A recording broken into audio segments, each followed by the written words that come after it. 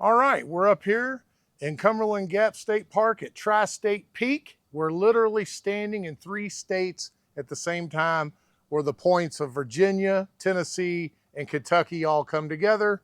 And on the Kentucky side, it overlooks the town of Middlesboro and, of course, the Cumberland Gap.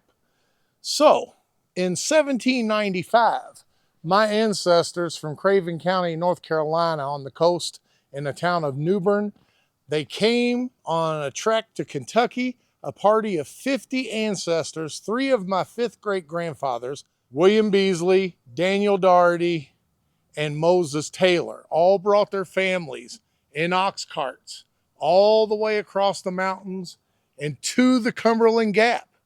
When they got to the Cumberland Gap, they took flatboats in the Cumberland River and made their way up to the confluence of the Ohio River, went up the Ohio to the mouth of the Green River, and up the Green River to what would later become Warren and Butler counties. In 1798, I know that Moses Taylor built a cabin that stands in the community of Hadley to this day. I've been to it.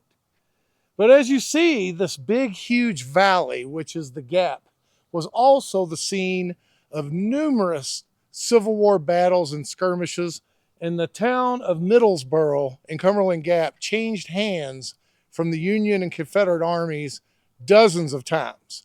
This is the place where your Confederate armies would come through when they would enter Kentucky, and on the way out, they would retreat back through the Cumberland Gap. So you see, as a very important strategic landmark here during the Civil War. But I could just imagine my ancestors, when I look down there, just imagine this train of ox carts and the courage and bravery that it would have taken for them to just pick up and leave everything and their extended family back in North Carolina to come to a mysterious land.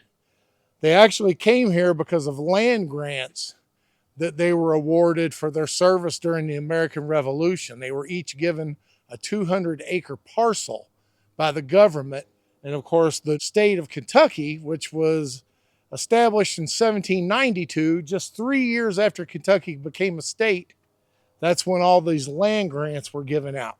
And that's what brought my ancestors to what would later become Butler County. But I wanted to bring Mary here to this spot, teach her a little bit of her family history, and of course, record for future generations. Okay, stick with us. We're going to be hitting several more spots here in the mountains.